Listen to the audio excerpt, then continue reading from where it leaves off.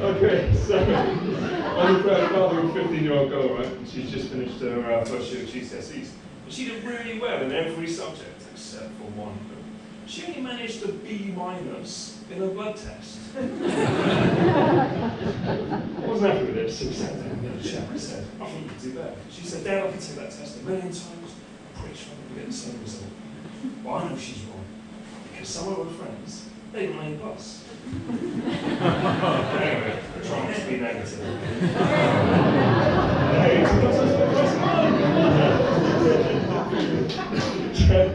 One of my besties said that I should open this set with a self-deprecating joke, just to get you on our side, proving human.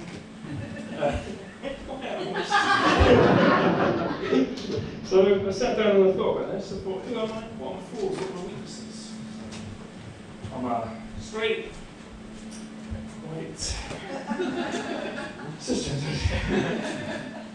Now, obviously according to Mary Poppins, practically perfect.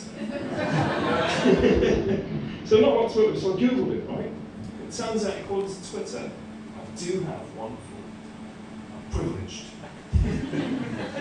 Privilege is a word from weaponized in the last couple of years, isn't it? Yeah? Probably in the lab. But in a way, it's lucky for me that I am who I am. Because in my day job, I'm a computer programmer, right? My world revolves around zeros and ones. So can you imagine if I came back to my peers as non-binary?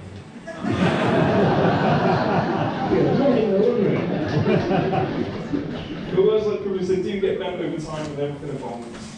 And there's no truer word for this than the word legend. Thanks, Drew. So, legends. I mean, when I was a kid, legends were kings, right? Legends were warriors. Legends were your mate Craig and good 4 girls in the same night in Magaluf.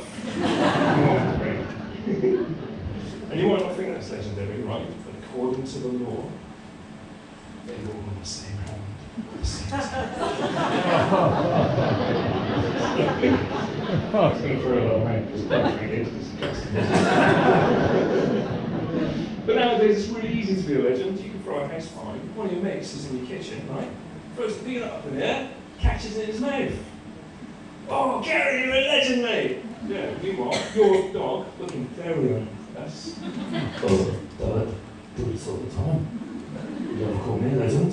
Oh, I thought I was best friend. What happened to us, Dad? What happened? Well done. Consent, that's another word that gets thrown around a lot recently, isn't it? And I'm going to forget this bit, because I was But consent gets thrown around a lot, and as I said, I am a proud father of a 15-year-old, and so pretty soon in my house, consent will be a big deal, right? And she's right. She's a strong, independent young woman. She can make her own mistakes. Right? If you want to date her, you're going to need my consent. And that involves a full vetting process. So I want to see your passport, I want to see your medical records, I want to see your employment history. What do you mean you haven't got paper hands? How are you going to support my daughter? Oh, you're a YouTuber. Yeah, application denied. But in this crazy work world, there is one place where consent is still implied. You do not need a verbal or a written contract. And that place, my friends, is the mosh pit. Yeah, the consensual violence of the mosh pit. We got any metalheads in? Yeah! There we go, that's alright. There's nothing great feeling in the world, is there? You're watching your favourite band, the crowd parts, much like my hair did when I was 17, and you find yourself opposite a big, hairy, bearded bastard in a dress. We're more than a terrified squid. And worse, death waits. Where's our guys used to live? You lock eyes, you charge. Before you know it, you're engaged in some hardcore, multi-participant, full-body massage. Great stuff. And words are powerful, and consent is a powerful word, and it should be. But there are some words that only have the power that you give them. And this became apparent in our first session for this. We were asked to swear, but we were asked not to use the C word, because some people might find it offensive. So, there were a few upset people in the But in my circle of friends, the C word is practically a term of endearment. We throw it around like drunken Aussies at a barbecue. But there is one word amongst my group of friends that every time they hear it, makes them contort their face like the first time you've tasted an olive. And that word is the word moist. Except for Craig, obviously, in Craig's line of work. Moist is all fine.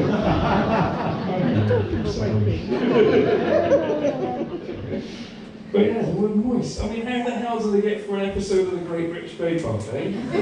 Absolutely ridiculous. Can you imagine that? You come home from a busy day at work, sit down on the sofa, flick on the telly. This is moist. Very moist. It's spectacularly moist. I mean, you can almost feel the rage building up inside them there, can't you? Jump off the sofa, grab that laptop, and type out an impassioned email of complaints. Dear Channel 4, I was watching the Great British Bake Off the other night, and I felt compelled to write in as a vile, disgusting, obscene word was used to describe Glenda's delightful Victoria speech. That absolute cunt, Paul Hayward, had the audacity to drop a hard M-bomb prior to the watershed. He wouldn't even bring himself to type the word on his keyboard. Poor bastard. Okay. So yeah, words can be powerful, but also the way in which we use words, the context, is also quite important, isn't it? Without context, something that's very innocent can come across as slightly sinister. And this happened to me once. I was racing my daughter back to the car after a trip around the shops, and when she was this big, we used to race everywhere. Because I'm a good dad, I used to let her win. But because I'm a good dad, I used to make sure there was at least an element of competition, because there's no participation trophies in the Clarke household. Dad didn't win, so there's nothing. But imagine you turn up to Asda's on your weekly shop. The rest of this context that we're having fun, you get out of your car and you see a grown man chasing down a small child in a car park, but with the fear of God in her eyes, looking over her shoulder, saying, "Please, Daddy, don't beat me!" You've been a wonderful audience. Thank you very much.